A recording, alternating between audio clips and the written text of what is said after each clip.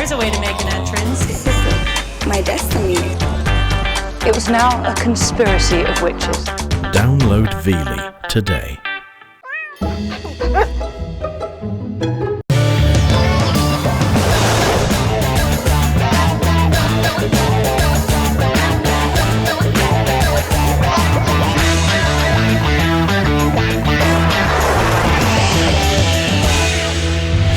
They dedicate their lives to helping orphaned animals. They open their hearts and homes to all the challenges of raising a young life, no matter how large or small. They are the Wildlife Nannies. Today on Wildlife Nannies, Rosie, one of the tiniest baboon babies ever, meets Shaka, a potential husband, and visits baboon kindergarten for the first time with him.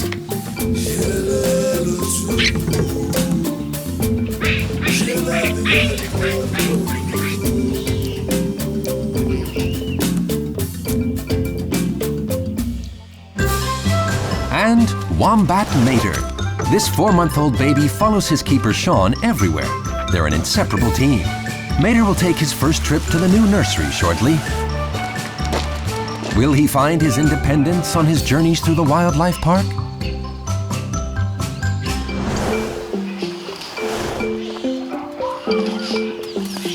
This is the home of Rita and her countless orphaned baboon foundlings. The 76-year-old founded the non-profit animal aid organization CARE over 40 years ago. Today, volunteers from all over the world support her project in Southeast Africa. Since she started, Rita has helped give more than 200 orphaned baboons a second chance. This is baby Rosie, her smallest foundling. The wonderful part is you can never overspoil a baboon. The more love you give him, the more love he gives you back. And it's a wonderful situation for both until then the point comes where they have to part, which is very much easier for the little baboon, but Mama's heart will be broken. Rita introduces the barely 1-week-old orphaned monkey to its future home along the Oliphant River. In South Africa, baboons are often considered a menace. They're killed for meat, and baboon babies are given as dispensable cute toys to children. Rosie will be about 8-9 days today. I think she's the smallest baboon I've ever seen. And as long as I mean, look at her, she is tiny. And I think probably she fell off her mother because we found her here. And obviously nobody shoots baboons here. So there might have been some rumpus where they all ran and she was left behind. It was actually a miracle that she was still alive. On her own, tiny Rosie wouldn't have survived. But through Rita Mio's care, she'll have a fighting chance to return to the wild. Well, I'm in Africa since 1953. Long time. And the care project actually, well, it just happened.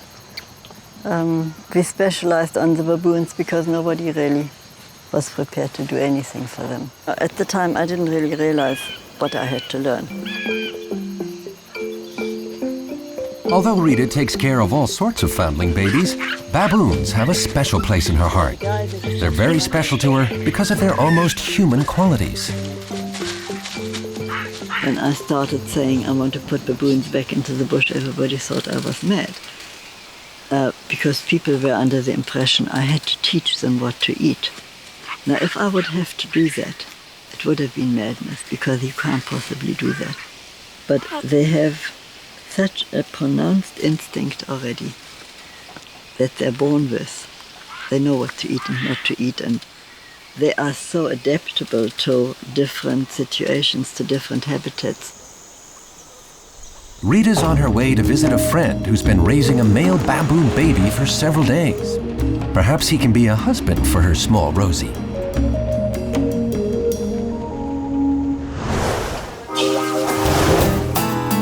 It's barely dawn at the Mount Field National Park. Wombat baby Mater is already chipper and enjoying his daily shower with his adoptive father Sean. The morning shower is part of a well-rehearsed daily routine.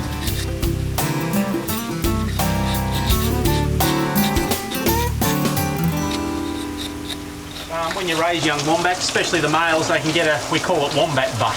And they get a smelly bottom. It's just their, that's just their natural smell, but it does smell a little bit. If you have them sleeping in your bed, it sort of stinks after a while. So you give them a shower, and takes care of it all. Independent mater knows his way around. When he loses interest, he simply leaves the wombat washer and patiently waits for the drying cycle. Although very confident 4-month-old baby wombat mater still has a lot to learn if he wants to get along on his own. Sometimes he really enjoys it, other times he's just not interested, but yeah, most of the time he does.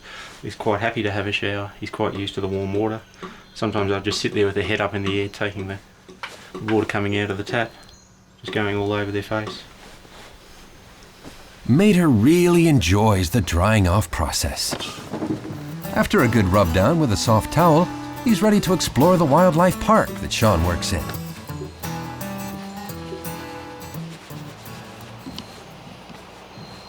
The animal park Something Wild in Tasmania, south of Australia. Many other animals also call the park their home. Kangaroos, Tasmanian devils, koala bears, and many different varieties of birds. And of course, wombats.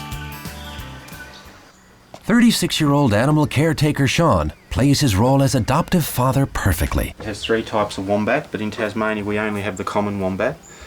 He's been named Mater by the owner's little boy. And he came to us about 5 months ago. Mother was killed on the roads and he was found in the pouch, just a little baby, and healthy.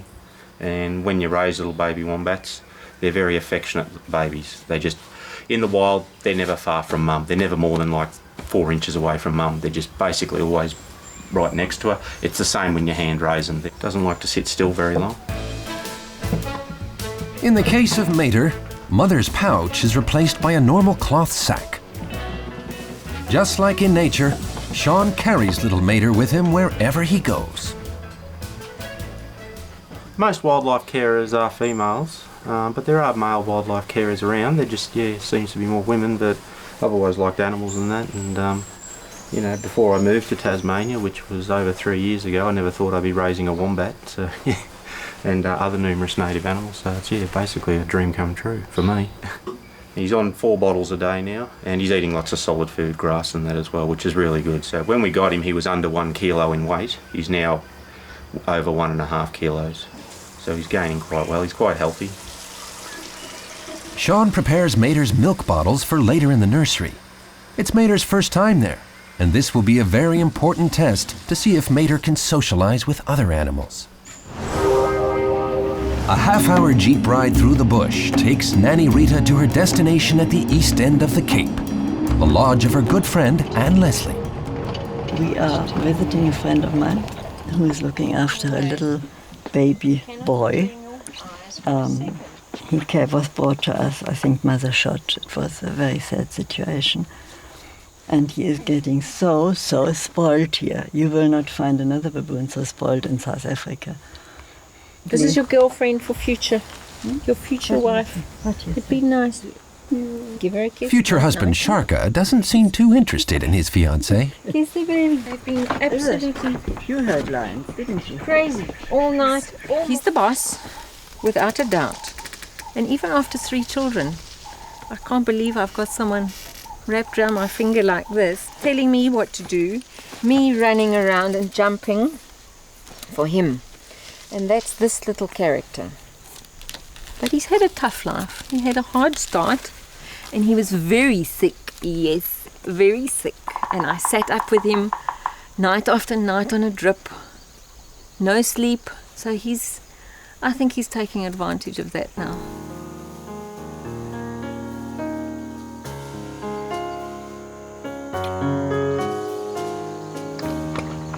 Poor little orphan, as I say, he was brought to us in the middle of the night and the people were saying, we found him on the road, which definitely was a lie because baboons don't walk on the road at 10 o'clock at night. I would imagine they must have shot the mother to get him and then realized, this is too much work. But he was so small, he was a little bit bigger than this. So he really needed his personal mum. And Anne was so keen to have him.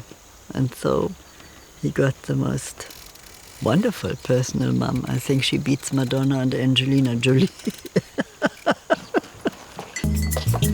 Like Rosie, 3-month-old Sharka was in bad shape when he was found, but now he's loved all the more for it. It's no wonder that Sharka would much rather be spoiled by Anne at the lodge than hang out with his Rosie. It's like a huge, safe and loving adventure playground here.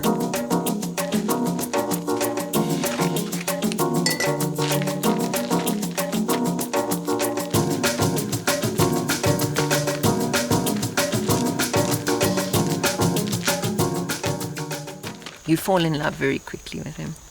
Very, very quickly. I don't know how I'm going to part with him. I really don't know. He's going to have to be very bad so that I'll be pleased to get rid of you.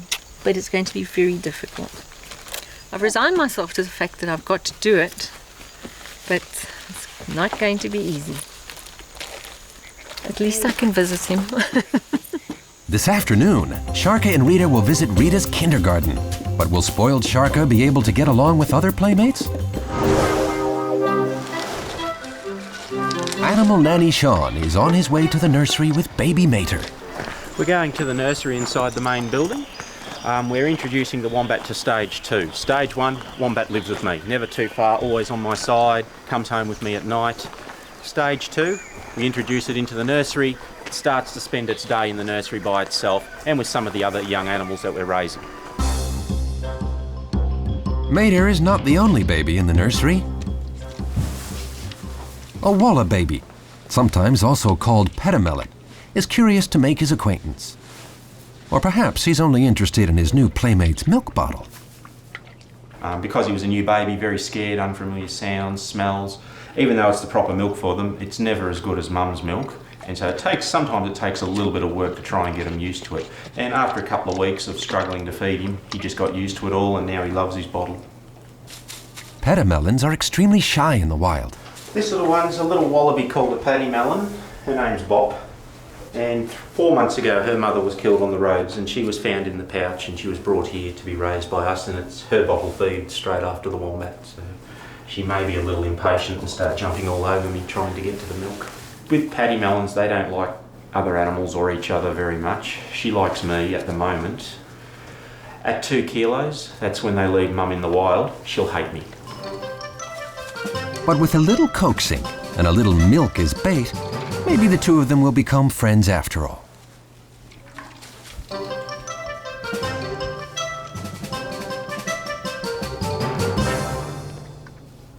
The Paddy Melon, it'll tolerate the Wombat. The Wombat won't care about the Paddy Melon basically. The Paddy Melon may come up and want to try, and it won't hurt it, but want to have a bit of a fight.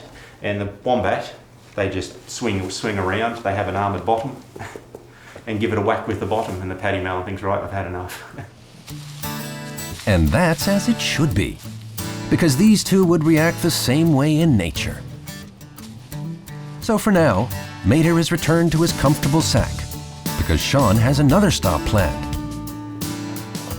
Every 2 or 3 days, he has to check the weight of his foundling. So, it's off to the weigh station. This is a very important process, because Mater can only be returned to the wild if he gains the right amount of weight.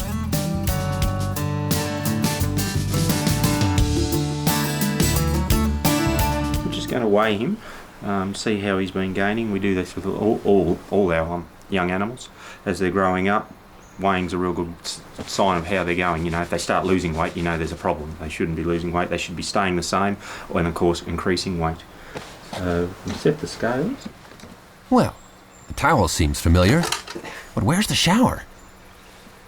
He's nearly 2 kilos, so that's quite good. So he's well and truly ready for stage 2.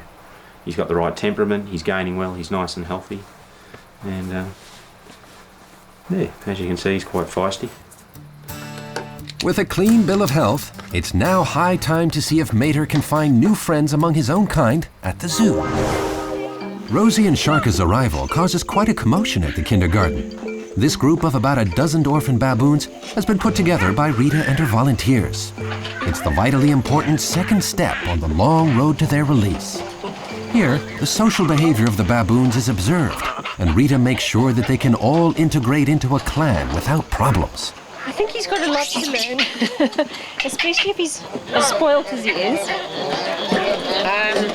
But because we stay so close, we can bring him all the time, and he'll just get used to it slowly but surely. And hopefully, one day when I have to leave him here, it won't be too hard on either of us. The other monkeys in the group are older, He's disgusted. He says he's not a baboon. He's got nothing to do with any of these creatures. He's a person. but they will teach Sharka and Rosie a lot about their own kind. This process takes approximately 5 years.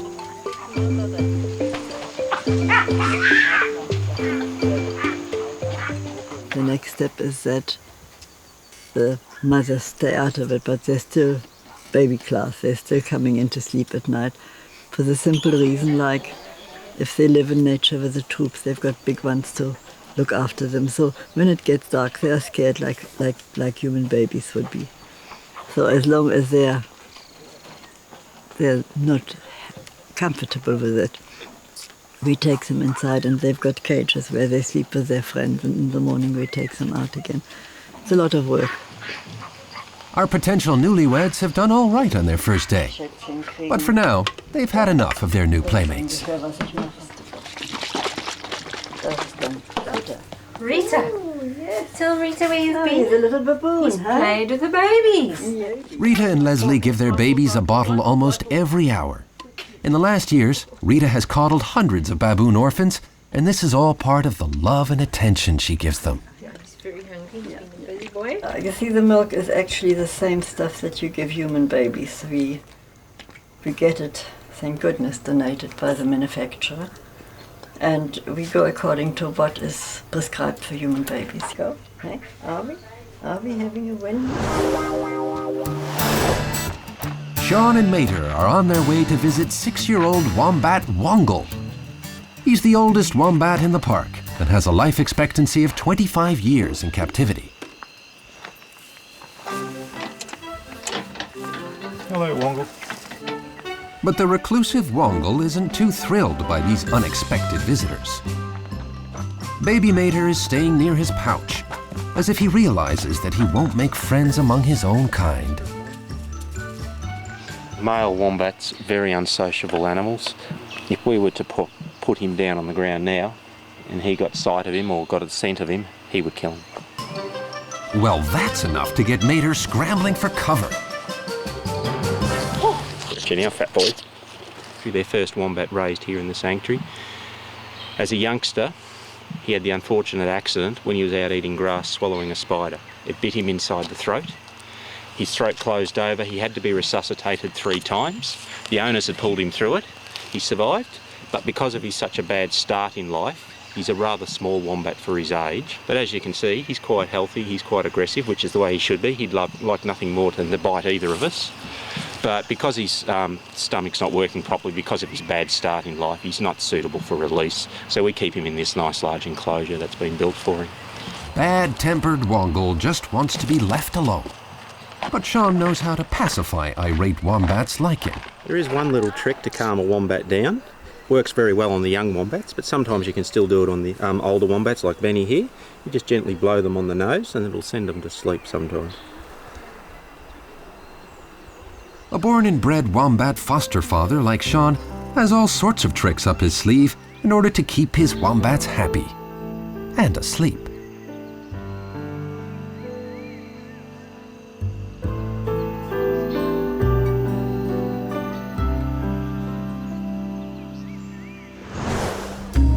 Rita and her volunteer Eureka are on their way to check the progress of a group of foundlings who've been released recently. Now these baboons that are here grew up at our place from as small as these little guys, as you see. Normally when we take troops out with our little ones that grow up at our center, I give them about between 4 and 6 months, it depends. Then they sort of walk around with our release team to find their way, and once they know where the water is and where that is and where that is, then they're fine. And that's the only thing that we have to teach them while we are here. Then we only go back, say, in the beginning once a month to see whether everything's okay.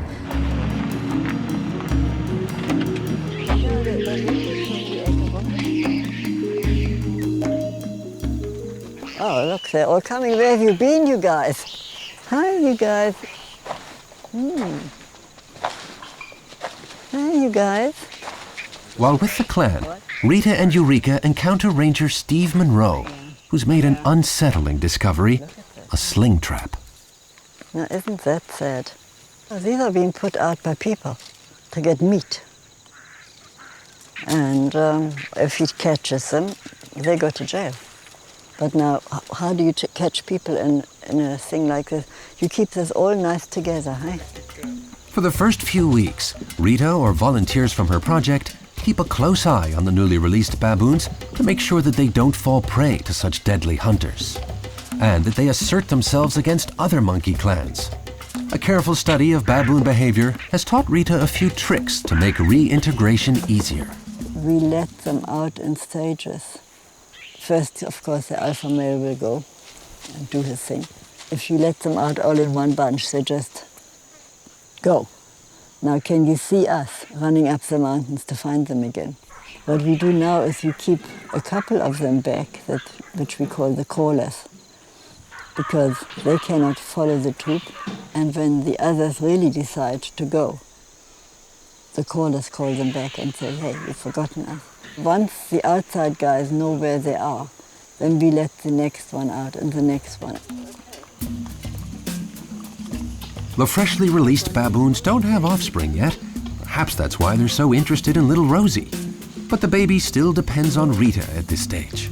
There is no point in trying to keep little chaps like Rosie alive if we don't have the possibility to give back to them what we've taken away from them. They're not there because they're cute and lovely. Yes, they are, but that's our bonus. But basically speaking, we owe them something, and I think that's what we must not forget. And if I can't give them that, I think it would be very foolish to keep a little chap like this alive just because it's cute and I love it. And if you don't have a future for that animal, then it would be not right to keep them alive and going, I think.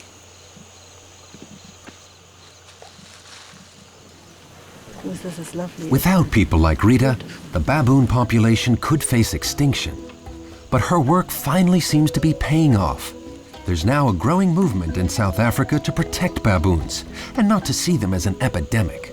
And that will mean a happy end for Rosie.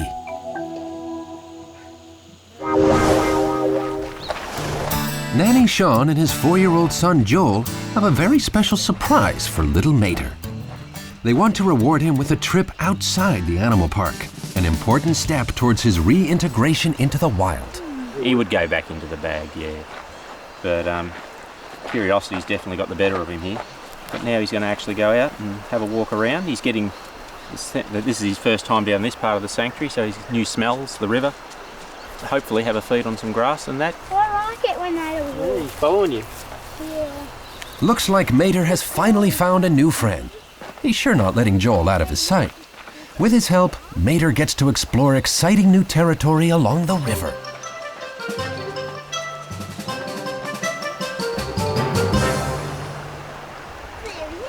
There you go. You don't bring him too close to the water, Joel.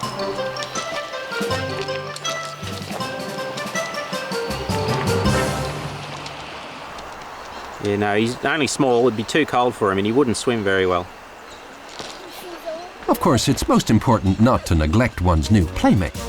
And Mater makes sure he stays right with Joel.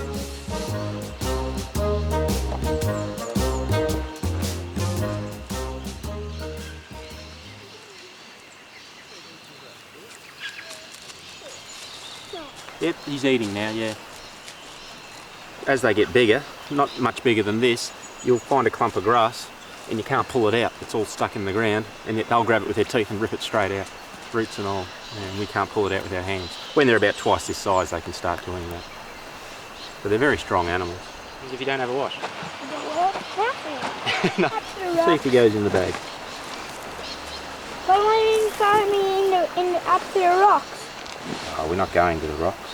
Where are we going then? He's ready to go to sleep, I think. There's nothing like a successful family excursion. And Mater showed excellent progress on his first wildlife challenge. But after all of today's activities, he's ready to curl up in his pouch and go home. As the last visitors leave and the park gets ready to close, Sean has to feed the animals one last time. Only then can he call it a night for himself and Mater.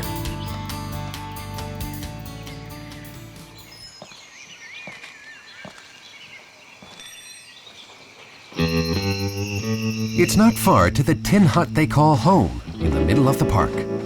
The two of them have been together for such a long time that they've worked out quite an evening routine. They're good in winter nights. They're like hot water bottles. They keep you very warm. But he likes to wake up in the early hours of the morning, and if he's not pulling the hairs out of your legs with his front teeth, he's chewing on your hair. And as he gets older, when he weighs about a year of age, he'll be about 10, 12 kilos in weight. What often happens is they get excited in the early hours of the morning, and 2 or 3 o'clock in the morning you got this wombat jumping all over you, and they'll often just whack your teeth into you like a hammer, and you don't get much sleep. But at this age they're pretty good. He just wakes up now and then and you just feel his little pinpricks in your legs where he's pulling the hairs out. So yeah, and if I'm sometimes reading a book, he likes to chew on the pages. Little Mater doesn't seem to have acquired the taste for a good story, but the book sure tastes good. Even if the obligatory goodnight story isn't catching on, at least there's a snack in it. And like any normal baby, Mater has to rebel against the threat of sleep before peace and quiet finally takes over in the Tasmanian Wildlife Park. Next time on Wildlife Nannies, baby orca Skyla has practiced the center belly with her trainers Claudia and Mark. Will she be able to do this maneuver and become a part of the act? And flying foxes, a new admittance at the Bat Hospital. 1-week-old baby Xanadu ends up in the care of veterinarian Jenny. Will she be able to nurse her new patient back to health?